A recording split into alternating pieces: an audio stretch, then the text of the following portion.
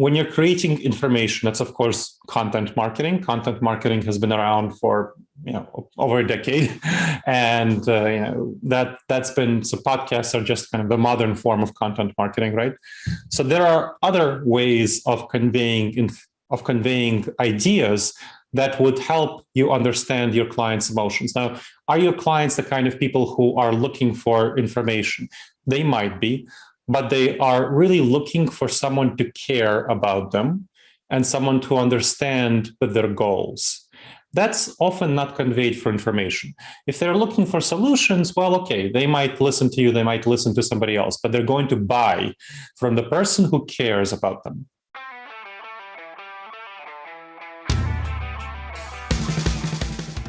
Welcome to the B2B Digital Marketer Podcast, a podcast helping you to end your struggle with digital marketing, helping you to pave a new and better path to target and capture your ideal customer. Each week, we teach you how insiders and experts debunk the dreary and become engines of innovation. Now, here's your host, Jim Rembach.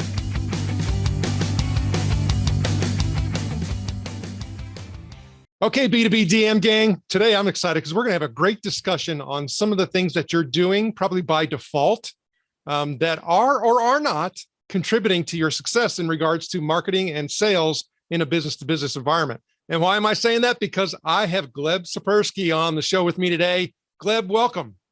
Thank you so much, Jim. Really appreciate being back on the show. Yeah, so I had Gleb on my other podcast, the Fast Leader Show, and we were talking a lot about the items that were researched and then therefore, published within his book, Never Go With Your Gut. And as I was going through a particular situation with a couple clients and having this discussion about how do you get people to be able to, first of all, listen, and pay attention to what you have from a differentiation perspective. But then when you get into conversation, how do you move them down the buyer's journey and actually increase your conversions? And so I started running into this issue with decision bias, status quo bias, and several other biases that Gleb talks about. So Gleb, if you could, though, tell a little bit about your background with the B2B DM gang so that we can actually set the table for what we're getting ready to talk about. Sure. Happy to tell the B2B DM gang about what I do. My expertise is in decision making, and that's what I had me on the show. Jim had me on his other show to talk about decision making in leadership context. And of course, decision making applies very much to marketing leadership context. You want to be a leader in marketing or just successful marketing, you need to make good decisions. And more importantly, or just as importantly, you need to help your clients make good decisions. And that's where my expertise is in. How do we make decisions? Why do we make decisions badly? There are a whole series of judgment errors that we make that cause us to make bad decisions. Now, I come from having over 20 years of experience in behavioral science, researching how and why we make our decisions. I spent 15 years in academia, including 7 years as a professor at Ohio State in the Decision Sciences Collaborative, studying how we make decisions and why we make decisions problematically. And I also spent that 20 years or so consulting for companies, leaders, including marketing leaders, on making better decisions. So helping them figure out how to make the best decisions. And the reason we make bad decisions, so Jim already talked about these cognitive biases. What are they? These are the errors we make because of how our brain is wired. Now, when you think about our brain's wiring, our brain is really not adapted for the modern environment. The internet, you're getting this podcast over the internet. It's really been around since the 1990s. And digital work, we've been able to do our work digitally only in the last decade, even less than that. And our mind, of course, is not adapted to it. Our mind is actually adapted to the ancestral savanna environment. When we lived in small tribes of 50 people to 150 people, and our mind is adapted to that setting. So we are adapted to be very tribal, oriented toward people who look like us, share our values, and being hostile to those who are not. That's kind of a tribalism aspect. We're oriented to very much be in the fight or flight response. The fight or flight response refers to, you might have heard of this as a saber-tooth tiger response. It was better for us to jump at 100 shadows than to get eaten by one saber-tooth tiger. So make very quick, snap decisions. That's not a good idea in the modern world where there's many less saber-tooth tigers. And going to the status quo bias, the underpinning of that is uncertainty. We don't like uncertainty. In the Savannah environment, we lived in a setting where any sort of uncertainty was likely to be very bad for us. It was a precarious environment, so uncertainty was likely to lead to us not surviving. We're the descendants of those who are very tribal. We're the descendants of those who made very quick decisions, and are the descendants of those who avoided uncertainty. Otherwise, they wouldn't have procreated and survived to create us. So the status quo bias, that's the underpinning of it. And you want to understand that that's the uncertainty that's clouding the judgment of your clients and also likely clouding your own judgment. Because if you're not changing your ways, it might well be because you have uncertainty, concerns about uncertainty, and therefore you are defaulting to not doing something, even though there's an uncertain outcome, which can be good, which can be bad. Well, and you bring up a very interesting point. There was a couple of different studies that I was reviewing talking about, this related issue, and thinking about it in a B2B context. What oftentimes will happen is if we are engaged with a potential prospect and we're starting to have conversations about them doing something different, if we don't conduct that in the right manner, oftentimes the result is they do nothing. Mm-hmm.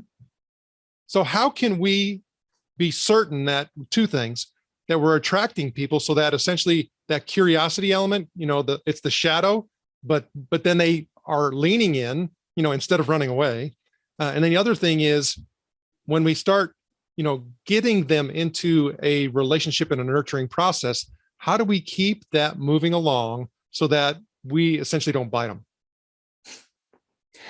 So one thing is thinking about uncertainty, and we'll talk a little bit more about that. But the critical thing to think about when you're engaging with clients is a cognitive bias called the empathy gap.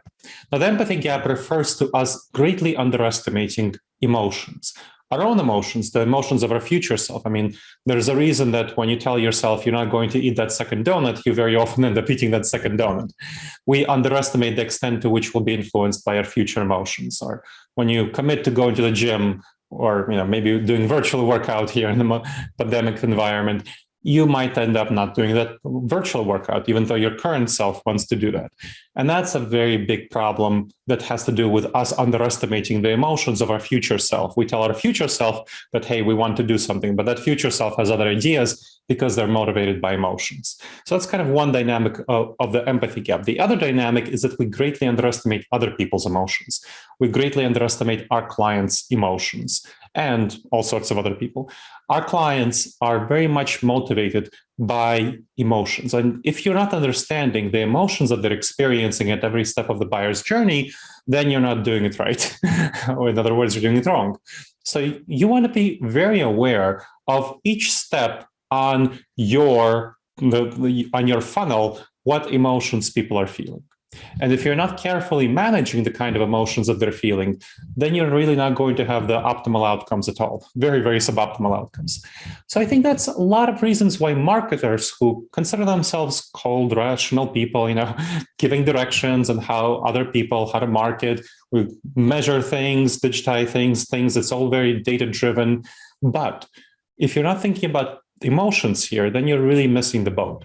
Your client is very much emotionally oriented. So think about this. Here you're a digital marketer, you're coming to a client and you're trying to sell them on your services. How do they know that your services are better than the other guy who is, approaching them on LinkedIn and sending them a message saying, have my services, right? The thing is, clients are not able to tell apart the difference between quality of your services and the other person's services. You are the expert on digital marketing. They're not the expert.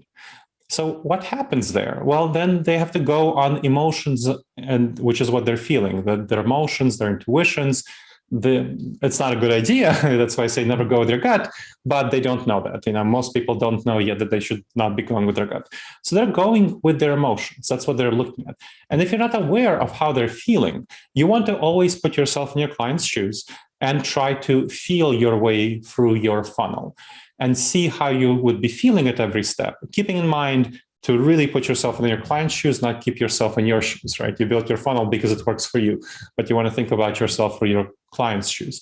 So feel each step of the funnel. How does the client feel?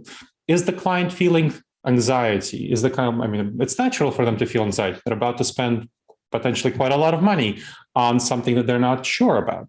And so they're having anxiety, they're having uncertainty, maybe they have some excitement, but they're having a lot of uncertainty and anxiety. And they're going to be much more likely to say no if they're feeling anxiety and uncertainty. So there's an orientation toward creating positive emotions in your client, but also clarifying their uncertainty. And you to address that status quo bias, you want to address the uncertainty, and then to make sure that they are experiencing positive emotions. There are a number of emotions that we can go in depth into here, but the broader element is to make sure that the emotions they're experiencing are going to constantly be taking them down your funnel. Well, as you're saying that, I start thinking about what we all have gone through COVID and the lockdown, and you're talking about uncertainty. It's more, and even if you go back to what you had mentioned in regards to, fight, flight, or freeze, right? Yeah. A lot of people have chosen to freeze. So but yet, if I'm in the sales and marketing role, I've got to generate revenue, right? Yeah. So I need to unlock or unfreeze people.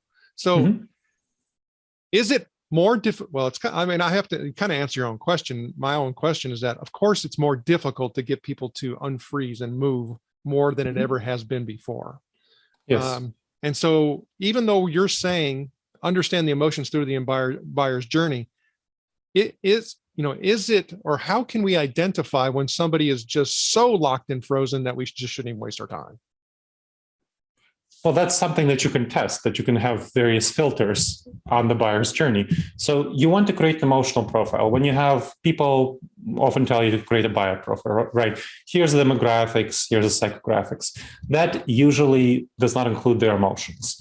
And that is a problem, because when you're not thinking about the client's emotions, especially at various steps of the buyer's journey, you're going to be missing out a lot of elements that cause them to get off of your funnel. And that is a big problem. So if people are going to be, if you think that they're going to be stuck at one point, or you're worried that they might be stuck, you can test for that. And you can test for their willingness, test for their excitement. Don't ask them, are you interested? You might want to, if you're talking to them, you might ask them, are you excited about this? So asking them about their emotions, checking their emotions. And you want to build up that rapport. So showing that you share their emotions. So there's a technique I talk about called eGrip. And what that technique involves is 5 elements where you help your client make good decisions by convincing them when their emotions are maybe blocking them. So eGrip, 5 steps: emotions, goals, rapport, information, positive reinforcement. That is the 5 steps of eGrip. So emotions, the first step. Emotions refers to understanding what they're feeling. And there are a number of ways to do that. I mean, if you're talking to them, let's say in a video conference call, you are probably going to be able to read them somewhat, and you're going to be able to see, okay, this is probably what they're experiencing. Notice hesitations, notice their body language, trust their body language and their tone more than you trust the content of their words. So looking at those emotions, and it'll be harder, but you could still read about what they're doing if you're tracking them digitally and what kind of actions they're engaging with, what their actions reflect. So their emotions. Then the goals. What are the buyer's goals? Obviously, they have some goals. And what are your goals that are overlapping with the buyer's goals? And then you want to build up rapport. Rapport is about, that's the 3rd step, that's about showing the buyer that you share their goals, that your goals overlap with their own, to build up trust, and that you understand and appreciate their emotions, again, to build up trust. And that's the 3rd step. And the 4th step is called information. That's where you give the buyer some information that might be worrisome for them or scare them off or potentially anxiety-inducing, because that's the information where they would be having to make a decision. And they would have to make a decision to go further down your funnel. So that's the step where you actually give the information. You don't give the information first. Too many marketers try to give the information first, and that's a big problem, without understanding the person's emotions, goals, and building up rapport. And then you give that information, and hopefully the buyer made the next step down your funnel. That's when you do the P. And don't forget the P, that's the positive reinforcement. You want to positively reinforce them and create good emotions about them making the next step down your funnel, because that will make them likely to make the next steps down the funnel going forward. So using the eGrip technique, that is a way that you can take a look and help them go down the funnel. Okay, well, as I start, thinking about a lot of the information that currently exists and what we're told to do in regards to get people into our sales process and our, entire, lead gen and client acquisition process. Mm-hmm. Most of the time, especially when I'm dealing with, SaaS-based organizations, tech-based organizations, they're really just talking about their solution and themselves. And that's the information part. That's the information part. So where does all of this fit from, for example, from a social media marketing perspective? Because I think before we even started recording, I started mentioning how prior to COVID, in their library, Apple Podcasts had roughly about 1.6, 1.7 million podcasts or something like that. And I think now it's getting close to 3. So everybody is trying to use podcasting as a medium. And well, what is podcasting? It's information. Is it a scenario by which, talking about a bias, we're stuck into creating information, and that's why we're not having sales and acquiring clients? That might well be. So if you want to be thinking about what you're doing, when you're creating information, that's of course content marketing. Content marketing has been around for over a decade, and that's been, so podcasts are just kind of the modern form of content marketing, right? So there are other ways of conveying ideas that would help you understand your clients' emotions. Now, are your clients the kind of people who are looking for information? They might be, but they are really looking for someone to care about them and someone to understand their goals. That's often not conveyed for information. If they're looking for solutions, well, okay, they might listen to you, they might listen to somebody else, but they're going to buy from the person who cares about them. And they're going to buy from a person who is not pushy. They're going to buy from a person who conveys that they share their goals, that they can build up that trust. That's who they're going to buy from. They might listen to your podcast, but they're much less likely to buy from you if you have not conveyed these really critical elements. So again, the 5 elements of eGrip: emotions, goals, rapport, only then information, and then positive reinforcement. And you can build your whole sales funnel by looking at each step and looking at the eGrip of each step. So if let's say you get somebody on your email list, so they got your magnet, right? They signed up for your lead generation magnet. And then what do you do next? What kind of emotions is your email creating? That's the first step to think about. Well, what are you sending? Are you just sending your magnet saying, "Hey, here's the cool thing that you wanted," and then sending them newsletters? Or is your message really is created around cultivating the right emotions in this person? So it's showing that you care about them, that you want to help them achieve their goals, and talking about how this magnet fits into that. And then what the next steps will be after they make use of this magnet so that they're further helped in achieving their goals. It's very easy for marketers to be stuck in the context of achieving their own goals. You want to get somebody on your list, you want to cultivate them, but you're talking your language. You're talking the language that you want to see happen, and you're talking your solutions, and you're talking just about yourself and how awesome you are. What about talking about how the client and how awesome he or she is for having signed up for your lead generation magnet, and how this will help them achieve their goals, and how you'll be glad to help them achieve their goals, but only whatever their goals are. And I'm just talking about the initial email and the initial chain of emails. Hopefully you don't only have one, hopefully you have an initiation email. I have for example, for my clients, I do consulting on decision-making, obviously, and debiasing. I have a chain of 8 emails after the initial lead generation magnet that the client gets further and further engaging in the resources that will be helpful for them over time. And each email is framed around helping them, not simply here's a resource. So those are the kinds of ways that you want to be approaching clients. And each of those steps, they create positive emotions. You're dealing with the empathy gap, and you're helping them overcome uncertainty. They're uncertain. And you're helping them overcome uncertainty by helping create that trust, that you're trustworthy. Because again, they can buy their services from anyone. You might be the best digital marketer out there, but you have to understand that the client doesn't know that and has no way of telling that. Somebody might have great testimonials, but how does the client know that their testimonials are not made up, right? This is the sort of stuff that clients are suspicious about. They can't tell.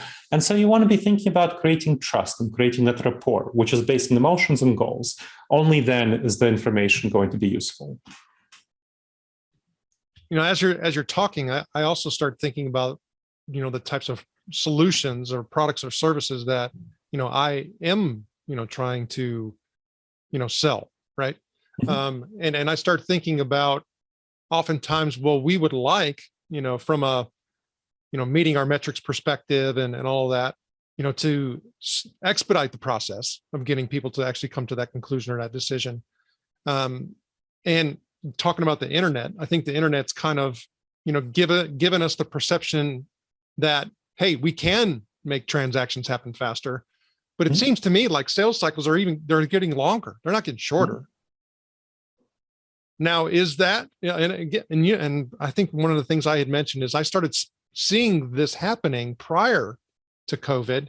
And then when COVID hit, when everybody was in lockdown, we had this little momentary opportunity to where we were able, to get people's attention, but that quickly went away. And then the whole issues associated with, the mass resignation, organizations, having people leave, you have more burden put on people, all these other things. It's harder and harder to get people's attention. So again, I'm in that mix and quandary. You are too, quite frankly. You're looking for clients and you're selling your products and you're selling your services. And we all are, in order to be able to feed and take care of our families. How are you able to, and here's the hard part, doctor, why do doctors have other doctors? Because it's hard to doctor yourself, right? Sure. Why do lawyers have their own lawyers? Because you can't lawyer for yourself. Part of that is the emotion thing and all those other biases that go in with that. But for you, where are you looking, in order for you to assess yourself to be able to say, okay, I need to change what I'm doing given, the circumstances that we've just gone through? So I think before we talked, I emailed you my white paper on how to address risk denialism in the post-COVID environment as we're dealing with COVID. And that's where I'm looking, making ideas topical and relevant. So that white paper talked about specifically insurance business. And of course, the insurance business is a really fundamentally B2B business. And I was helping a mid-size insurance company make the transition to do a strategic pivot to make a transition to the post-COVID environment, to the post-COVID world. As I was doing that, it came to my attention that the chief underwriting officer just approved a deal to give insurance to a series of chain buffet restaurants. Now, think about this. And the policy was at the same price as it would have been before the pandemic. Now, think about this. How likely are buffet restaurants to be as successful after the pandemic as they are before the pandemic? That is a pretty low likelihood. And if you know anything about insurance, you know that, first of all, they can have problems with getting premiums, but also you can have problems associated with, arson or something like that if the restaurant is not doing well. And those have been known to happen. And that's taking on a pretty high risk at not sufficient compensation if you're giving an insurance policy at the same rate as before the pandemic. And so that is a fundamental problem that he has not been changing his approach. And I kind of figured out and talked to him and saw what was going on, including employing this e-grip technique, and understood that he was just really reluctant to change because he felt that his old methods worked and he wanted to keep doing what he felt worked. And he wasn't considering that there's a fundamental disruption. Our habits, norms, and values have changed, and that people will not be doing the same things in the future as they did in the past. And very many marketers have really not made that realization yet. And so when I talked to him, I helped him realize, look, you really can't be offering these insurance policies at the same rate to businesses that are not going to be doing as well in the post-pandemic period. Restaurants overall, most restaurants will be doing less well than you should expect, and especially buffet restaurants. Other organizations might be doing better, ones that are providing food, for example, for people who are working from home. So you can give them a lower rate. So you want to be thinking about these sorts of things and these transformations. Now, as a B2B marketer, you also want to be thinking about these things. Where might you be falling into what's called the normalcy bias? Well, the normalcy bias is one of these cognitive biases that the chief underwriting officer was falling into, where we tend to expect the future to be normal, to be much like today. And we feel like, okay, the pandemic is going to be over, we're going to have vaccines widely available, everything will be fine, we'll go back to January 2020, things will be fine. That's not the reality. People's habits, norms, and values have fundamentally shifted. And you, Jim, already noticed some changes in the B2B marketing field beforehand. And of course, a lot of the changes that were happening then are going to be much exacerbated as we go forward. And so people's habits, values, and norms will not go back to January 2020. You can't plan for that. You can't strategize for it. You need to think about the future and how industries will be working differently, people will be functioning differently, many more people will be spending time working from home, serving, and they'll be starting businesses based on these and startups, and you'll be wanting to serve those. And what are people's values and habits and norms as they're working in hybrid environments and fully remote environments? And how can you serve them more effectively? How can you put yourself in their shoes? How can you empathize with them and get over this empathy gap? This is where you want to really be thinking about. You want to be thinking about this, and I'm just giving one example of a major change that will happen. There will be many others. So you want to be thinking about these sorts of things. And right now, I'm working a lot with clients, helping them make the transition to the future of work and leading hybrid and remote teams. There are lots of bad mistakes that people tend to make in how they function in a hybrid environment and remote environment, where they feel, oh, I should just do the same things that I did in my in-office environment. That's not right. There are many, many errors that people tend to make, and I can go more into that.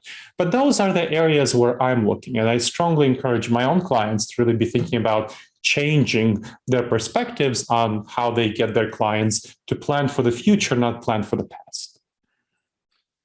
Well, you unpacked a whole lot there, Gleb. That's for darn sure. And I start thinking about seeking certainty. That means, certainty for myself and for my clients, but I also think about, for my future clients and prospects and things like that. And so the eGrip will help us to find certainty is the way I interpret that. Mm-hmm. I can start finding certainty. eGrip helps you calibrate and go closer towards certainty. But remember, you don't want to fall into the status quo bias and simply look for certainty. So what you want to do is have a probabilistic perspective. What's probably the most likely course of action? What is probably going to maximize my approach to getting the maximum number of clients? That is where you want to be going. That's how you want to be thinking. And right now is the time for you to have, so there's in behavioral science, there's kind of a two-dimensional framework. You want to exploit or explore. So when you exploit, that means that you're in a good situation and you want to maximize what you're doing. It's when what you're doing works. Explore is when you want to try out new things and see what will work better. And right now is really a stage of exploring. And that is where you want to be thinking. You want to be thinking about what experiments you can run. Of course, using eGrip, using these techniques, addressing these cognitive biases, but what experiments can you run to see what's going to work best? So with clients, what you want to be thinking about is experimenting effectively. So exploring rather than exploiting. And that means doing some things that you think might not work, but to try them out and see if they do work. Because if they do work, that might mean that, hey, you want to be doing more of that. So many marketers don't do nearly sufficient A/B testing, don't do nearly sufficient comparisons on what they should be doing in a time of transition and change. In a time of stability, well, might want to do a little bit of experimentation. But if the things you're doing work, that's a pretty good thing. So that's a pretty good sign. But in a time of transition and change, you want to do a lot more exploration rather than just trying to stick to one thing. So you want to have good methods and good frameworks of approaching this question, which means always using eGrip. People are emotional creatures. That's never going to change. Status quo bias, you need to address that. You need to address the empathy gap. You need to address normalcy bias, and many, many other topics that I talk about in my book. Never go with your gut, how pioneering leaders make the best decisions and avoid business disasters. So those are frameworks, those are tools. But you want to be experimenting with what's going on in your context, how to customize them to your needs, doing some things that you think may not work to rule them out, doing what are called edge cases. So edge cases is when you're trying to do the most possible of a certain thing and see, okay, if I do this like really extreme thing, how will that work out? And then backing down from that extreme thing and going lower in the extremeness of whatever you're measuring to see, okay, what's the right actual range of activity that I need to be doing in this area to maximize my outcomes. So those are the kind of exploratory measures I would strongly encourage folks to be doing right now.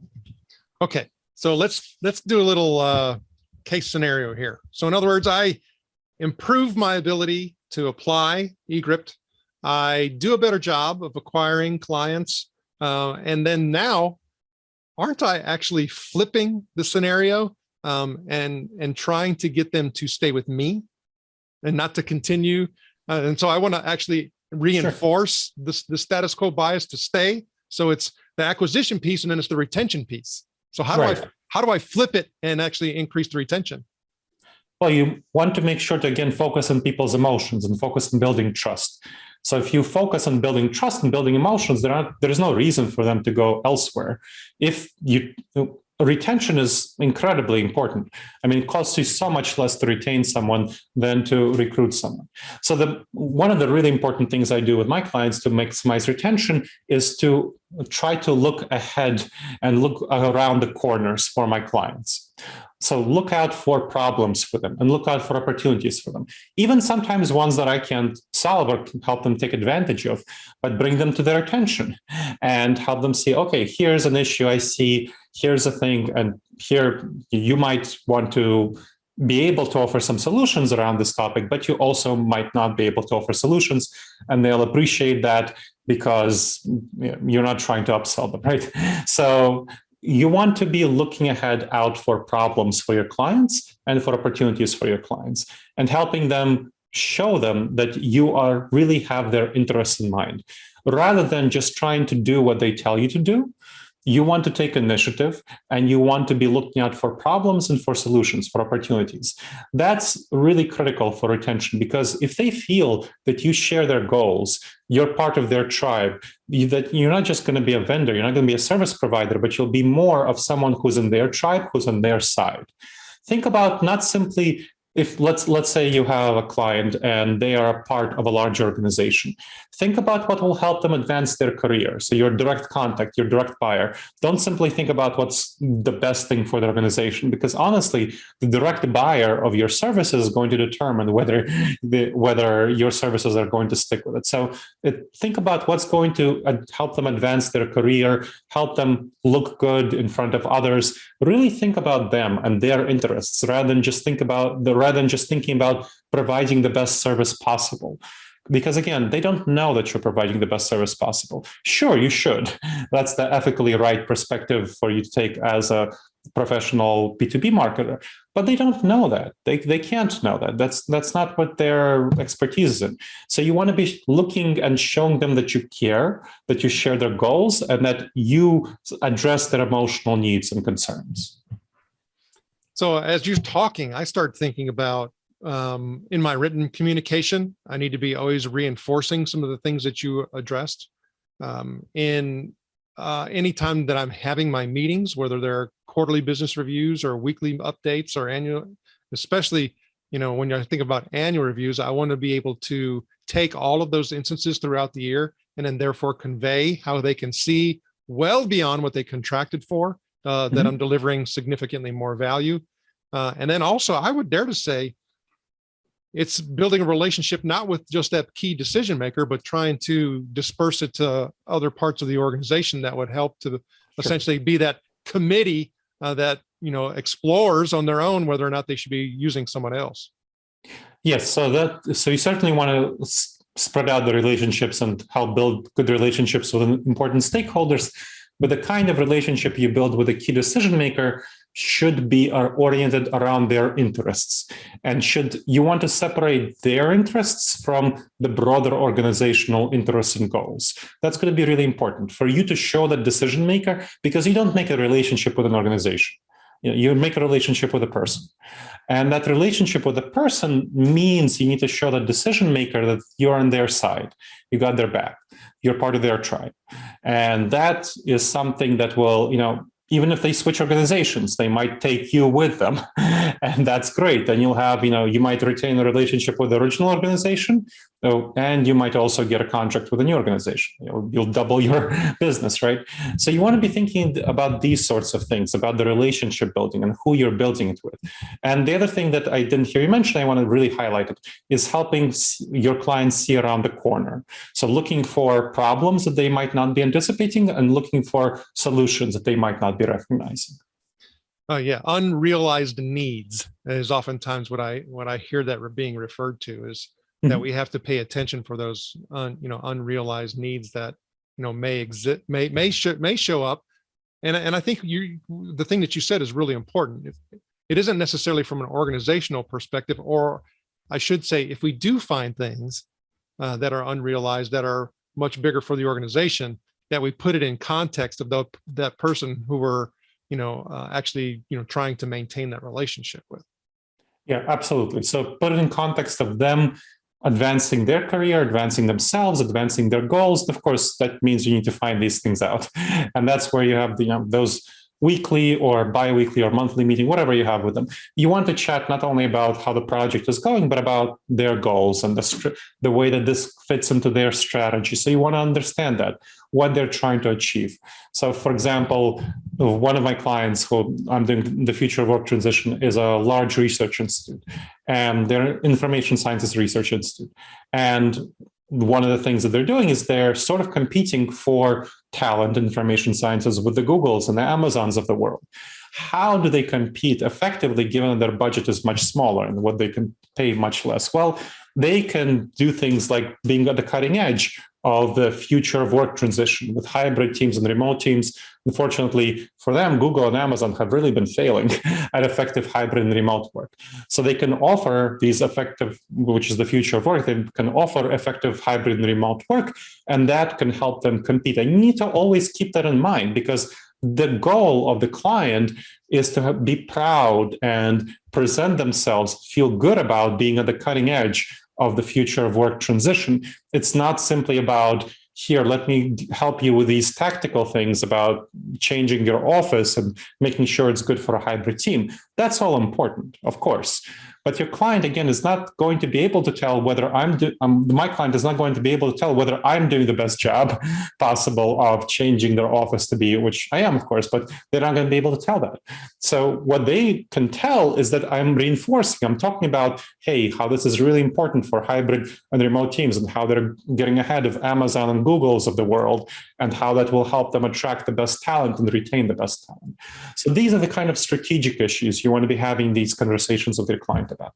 Well, and as you're talking, somebody could be sitting here who maybe isn't, let's just say, willing to do some of the things that you're talking about, could say, oh, well, you're just manipulating people, and that, but for me, I have to take a step back and say, well, where are you coming from? Where is your source and intent?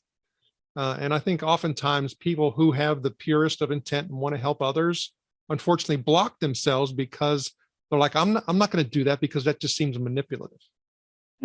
That's interesting, because you are interacting with your client anyway, right? You're interacting with them somehow. You're always interacting, you're always influencing. But if you're interacting, if you're communicating, you're influencing, right? You might as well be intentional about the way that you're influencing your client, rather than just let things, go organically and spontaneously and not know what your client is taking away from it. You want to help yourself have the best relationship with your client. You want to help the client. That's why I'm saying ethically, you need to do the best job possible. And that's what I'm doing. But your client is never going to be able to tell that you're doing the best job, right? You know that. I know that. So you need to look out for your client's interests and do all these other things that will build the relationship and maintain the relationship, address the status quo bias, the empathy gap, the normal bias, all of these other, and there are many other problems I talk about in my book, Never Go With Your Gut. You want to build that relationship and you want to know who you're building it with. And that will help you make sure that you're able to do that best job possible for your client. Well, then the other thing people might be looking at and saying, oh my goodness, this is just going to take too long, right? I mean, I've got to do all of these things and I've got to, build that type of relationship. And, I just want things to happen a lot faster. You'll do the same old, you'll get the same old results, right? So this is the kind of thing where if you build a relationship, you will be shocked at the kind of retention that you're able to get with the clients and the kind of the likelihood of the conversion rate will definitely increase. It might not be as quick, but it will definitely increase. And then the retention, which is really the most critical thing. Retaining a client is much better than getting a new client because it's much cheaper.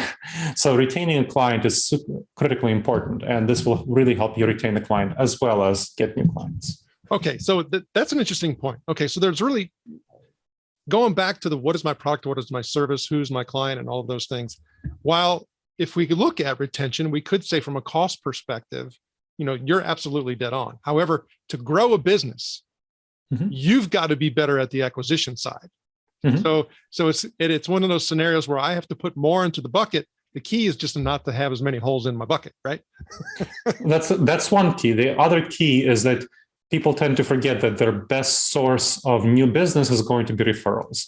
And the longer you retain a client, the deeper your relationship, the way more likely they are to refer you to their colleagues. So for example, this research institute, I was referred to do a kickoff meeting for a large 20 million NSF National Science Foundation grant.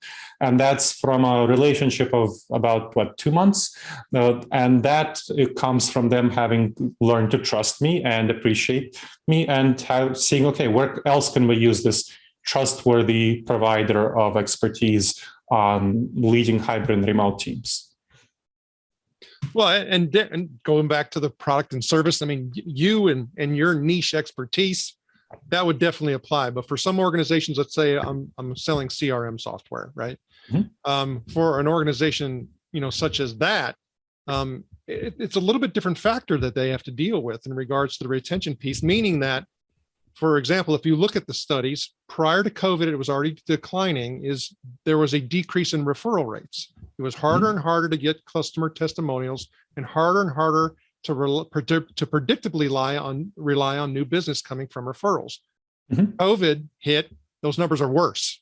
Sure. So depending on what you do and where you are in context, when I start thinking about my ideal customer profiles, when I start thinking about all of these elements, you might find different results.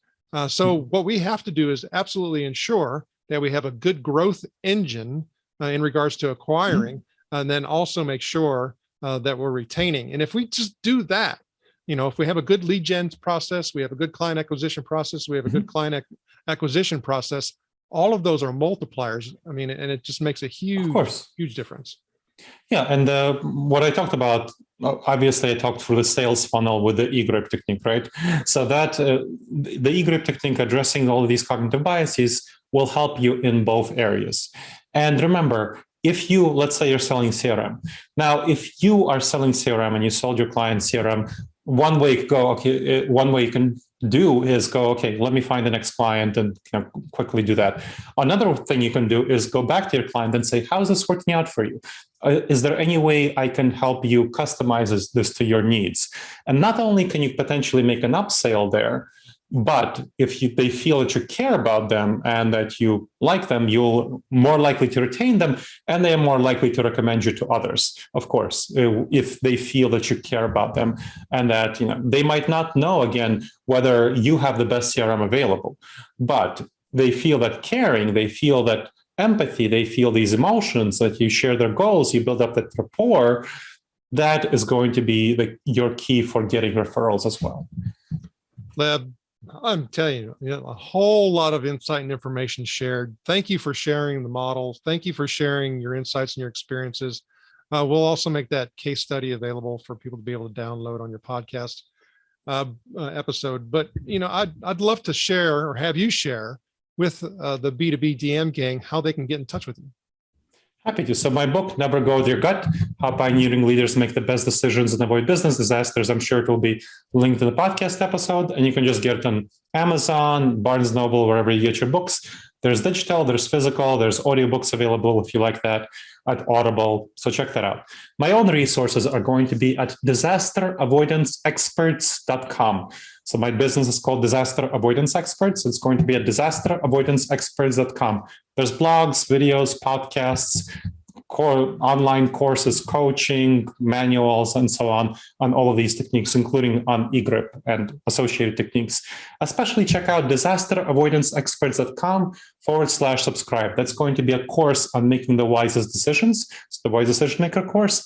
That's again a free course. Again, at disasteravoidanceexperts.com/subscribe. Gleb Tsipursky, thank you for sharing your knowledge and wisdom, and we wish you the very best. Thank you, and I appreciate you inviting me to speak to the DM gang.